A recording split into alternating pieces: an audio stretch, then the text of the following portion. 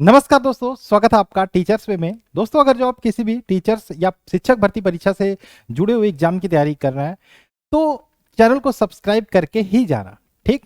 और आज हम इस वीडियो में जानेंगे, इसके पहले मैंने ये वीडियो बनाया था जिसमें मैंने बताया यूपी टेट 2022 अगला कब आने वाला है। अब हम बात करेंगे यूपी टेट 2022 के सिलेबस के बारे में।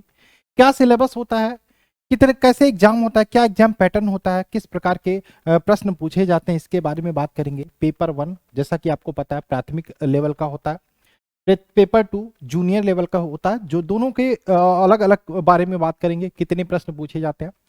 तो एकदम शुरू से अंत तक देखना अगर जो आप यूपी टेट आगे देने वाले हो, और जो भी आपके दोस्त यूपी टेट देने की सोच रहे हैं तो उनके साथ इस वीडियो को शेयर भी करना, ठीक। चलिए, हम बात कर रहे हैं यूपी टेट परीक्षा 2022 के बारे में। सबसे पहले बात करें यूपी टेट परीक्षा 2022 कौन दे सकता है।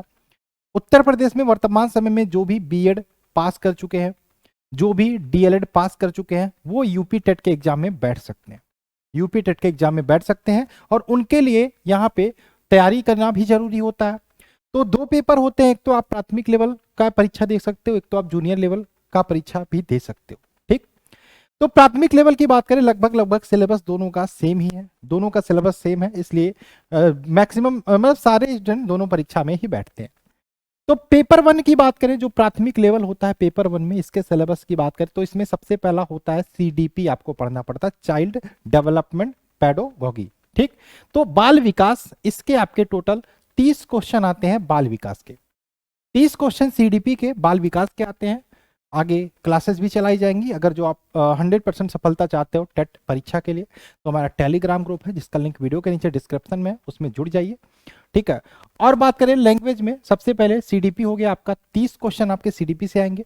लैंग्वेज में दो होता है, एक तो लैंग्वेज 1 हो गया, एक तो लैंग्वेज 2 हो गया, ठीक। एक तो लैंग्वेज 1 हो गया, एक तो लैंग्वेज 2 हो गया। लैंग्वेज 1 में आपका हिंदी आता है, ये कंपलसरी होता है, हिंदी आपको देना ही देना। हिंदी से भी आपको 30 क्वेश्चन मिल जाते हैं और अच्छे वाले क्वेश्चन मिल जाते हैं।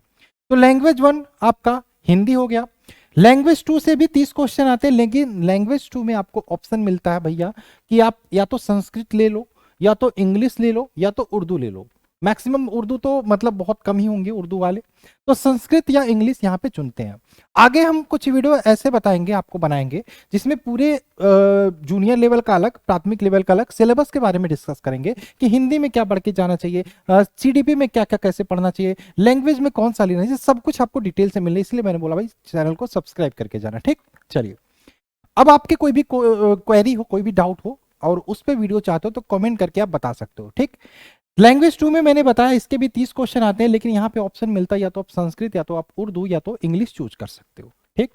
उसके बाद बात करें, एक चैप्टर होता है आपका एनवायरमेंट, पर्यावरण अध्ययन, इसके भी आपके 30 क्वेश्चन देखने को मिल जाते हैं। और उसके बाद लास्ट में आता है गणित यानी कि मैथ, इसके भी 30 क्वेश्चन मिल जाते हैं। यानी कि पेपर 1 जो होता है प्राथमिक शिक्षक वाला, वो आपका टेट का प्राथमिक शिक्षक के लिए पेपर 1, वो आपका 150 क्वेश्चन आते हैं टोटल। आपको टाइम कितना मिलता है भाई, 2.5 घंटे, यानी कि 150 मिनट में ही आपको 150 क्वेश्चन करने होते हैं।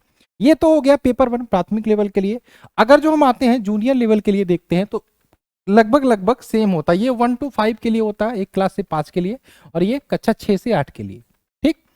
तो अगर जो हम बात करें यहाँ पे पेपर 2 जूनियर लेवल का जो होता है उसके सिलेबस की, तो सीडीपी आपका आता है 30 क्वेश्चन, सेम बाल विकास। उसके बाद लैंग्वेज 1 से आपका हिंदी आ जा, ये तो कंपलसरी होता है दोनों में। लैंग्वेज 2 में ये तीनों लगभग पेपर 1 में, जो आपका पेपर 1 होता है उसमें और पेपर 2 में समान होता है। इसमें भी लैंग्वेज में आपका उर्दू, संस्कृत या इंग्लिश चुनने का ऑप्शन मिलता है। उसके बाद बात करें अपने या तो बहुत जो बीटीसी करते हैं उसमें आपका ग्रेजुएशन का सब्जेक्ट भी थोड़ा सा मायने करता है। अगर जो आपने बीएससी किया है तो बीएससी किया यानी कि मैथ एंड साइंस पढ़ा होगा, तो आपको यहाँ पे गणित व विज्ञान चूज करना होता है। और अगर जो आपने बीए किया तो आप सामाजिक विज्ञान चूज कर सकते हो, जिसके 60 क्वेश्चन आपको देखने को मिलेंगे। यानी कि पेपर 1 पेपर 2 दोनों की बात करें तो पेपर 1 में भी आपको 150 क्वेश्चन देखने को मिलेंगे, पेपर 2 में भी आपको 150 क्वेश्चन देखने को मिलेंगे, ये ध्यान रखना। अब थोड़ा सा हम और बात कर लेते हैं, ये हो गया हो, स्क्रीनशॉट ले लीजिएगा या लिख लीजिएगा अगर जो आप बीएड एग्जाम देने की सोच रहे हो। तो 150 क्वेश्चन तो होते हैं, ये तो ठीक है, अच्छी बात है, लेकिन मिनट कितना टाइम होता है, 150 मिनट। और इसमें भी सेम 150 क्वेश्चन 150 मिनट। एक और बात, पेपर अभी तक ऑफलाइन होता है, आगे इन फ्यूचर अगर जो ऑनलाइन होता है तो वो तो देखा जाएगा, लेकिन अभी तक ऑनलाइन ऑफलाइन ही पेपर आए, क्योंकि 20-22 लाख बच्चे फॉर्म भरते हैं, तो वो ऑफलाइन ही एग्जाम होता है यूपी टेट का। ठीक, अब बात करें यहाँ पे एमसीक्यू फॉर्म में क्वेश्चंस आते हैं, मल्टीपल चॉइस।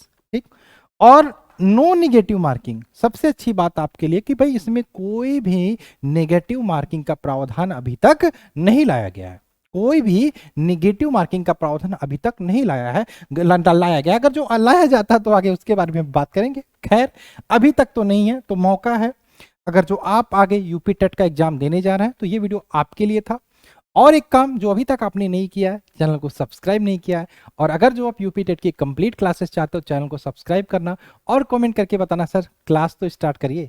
ठीक, हम तो आ गए हैं। ठीक है, तो चलिए जल्दी से चैनल को सब्सक्राइब करिए, मिलते हैं नेक्स्ट वीडियो में, बाय बाय, जय हिंद, जय भारत।